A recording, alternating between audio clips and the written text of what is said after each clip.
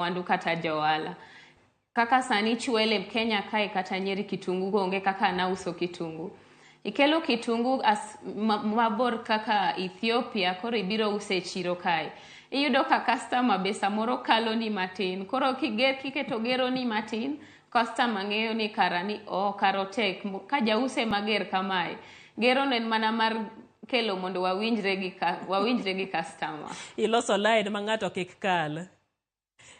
Ero kamana inya penyago ni to okenge mage ma koro nego kaw kapok ochaka ohala gi sani ma bende weche tek.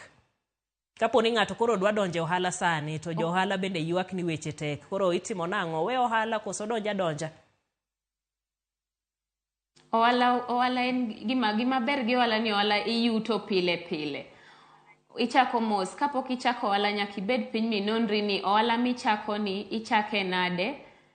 To mondo ichako ohala nyaka ibed gi capital, gimiluongo ni pesa michako godo. Ikuongi ibete chiro, ing'eni chiro ni adwa uso ang'o, timanyo kama ber ma chichi ni nyalo usore maber. Timanyo be product maber minyalo uso. Kisechako ok tek, kawacho ga pile ohala ni ber.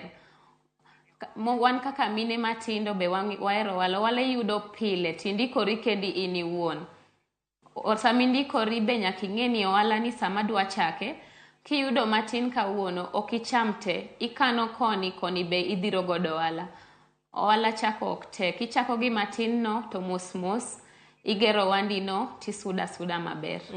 Ng'ato bende wacho kendi ni johala masani okonyore gin johala matimo ohand chiemo nikech jo Kenya to